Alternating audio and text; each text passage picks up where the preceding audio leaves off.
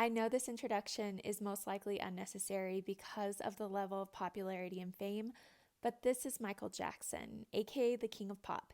He was a world-renowned singer and performer, and chances are you've heard one of his many hits that he created in his 50 years of life, but all of that would come to a screeching halt on June 25th, 2009.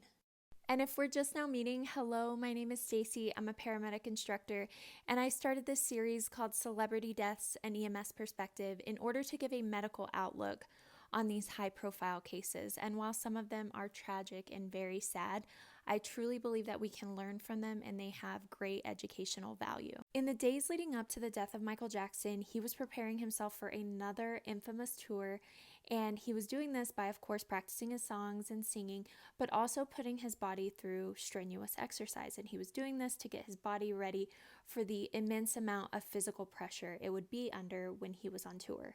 And unfortunately for Jackson, he had developed a problem with sleeping, and he would be up until all hours of the night. So the night in question, he was up very late and just simply could not fall asleep. So he called his personal doctor, and yes, I said personal doctor. This doctor was on call at all times for Michael Jackson.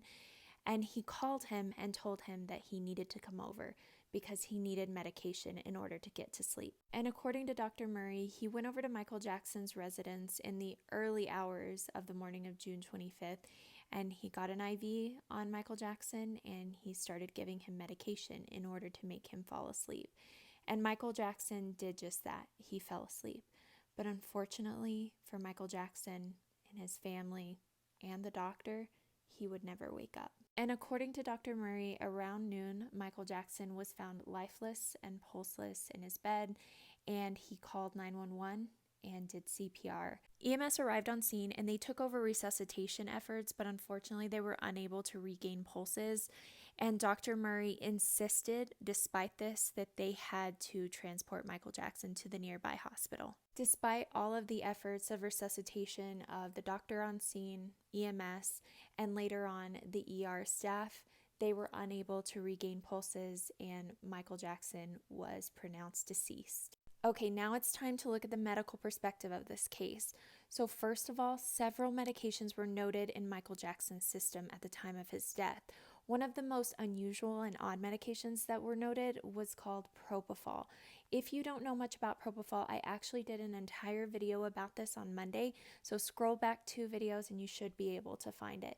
But in short, propofol is a sedative. You see it used all the time in the operating room setting before a major or a minor procedure. And one of the many benefits is that it kicks in right away. So it's quick acting. As soon as the infusion starts, the patient goes right to sleep typically. And in the same manner, as soon as the infusion ends or is stopped for any reason, the patient typically regains consciousness and wakes up. But this is in a very monitored setting, right? We know the operating room has all of the monitors. You are hooked up to the cardiac monitor. You can see your rhythm, your heart rate, blood pressure, oxygen saturation, and all of the vitals.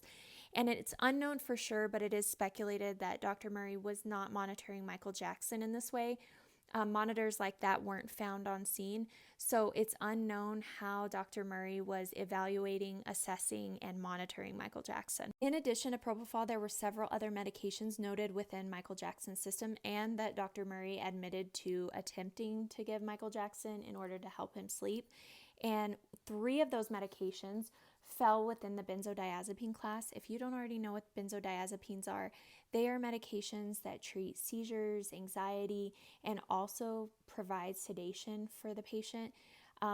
3 of them: lorazepam, diazepam, midazolam. If you know, you know. That's a lot of benzodiazepines. And the 2 other medications that were noted in Michael Jackson's system were lidocaine and ephedrine. And lidocaine typically is used to dilute propofol, so maybe that's why it was noted.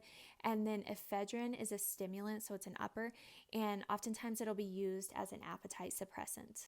So from an EMS perspective, the chance of us arriving on scene and just knowing that our patient has acute propofol intoxication, slim to none, right? But the chance of us arriving on scene and our patient presenting as Michael Jackson did due to some other type of toxicity or overdose, very likely. We could 100% run into that. And that's why getting a history on a patient is so important. Asking what medications, if the patient is the only one on scene or if family's there, asking for a complete history of the medications that they take, what kind of medical issues they have, and if there are pill bottles lying around, making sure to look at the pill bottles and see what drugs they are and what drug class they fall into. Because at that point, we have to decide, are we going to use some sort of antidote? And when I talk about antidotes, the general public typically thinks about Narcan, which 100%, I understand why. Narcotics, the antidote is Narcan. But for benzodiazepines, the antidote is different. And actually, I zoomed in on the medication that was present on the scene of Michael Jackson, and that medication right there that says flumazenil, the brand name usually is Romazicon, that is the antidote for a benzodiazepine overdose. And that honestly leaves me with so many more questions, like, did the doctor actually try to reverse the benzodiazepines because he started to see that there was oversedation of the patient? So remember the 3 medications that I listed, lorazepam, midazolam, diazepam, all of those are benzodiazepines. So flumazenil is the antidote for it. So did he try to give some flumazenil to reverse that, and then the only player he would have on board would be propofol? I don't know if we'll ever know, or maybe it's something that came out during the court case. But yes, an antidote is something that we could consider in EMS. And there are different antidotes depending on what type of toxicity we're looking at.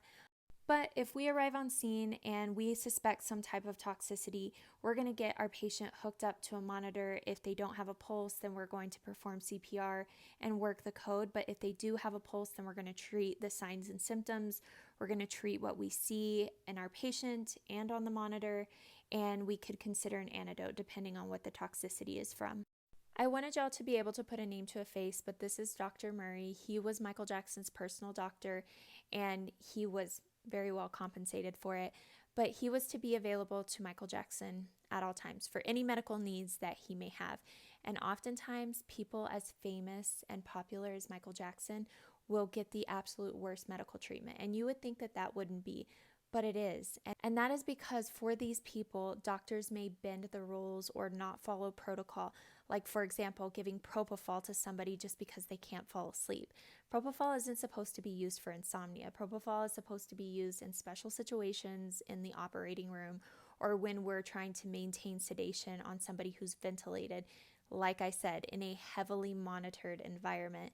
So he definitely didn't use it for what it was meant to be used for. In a similar manner, the amount of medications that Michael Jackson had in his system, I can almost guarantee that that would not fly in a hospital setting or in a monitored medical setting. And just a side note that I found kind of interesting was Dr. Murray was a cardiologist. And I'm not saying cardiologist isn't a doctor because we know it's a doctor. It's a highly specialized doctor. Some of the highest paid doctors in the United States are cardiologists.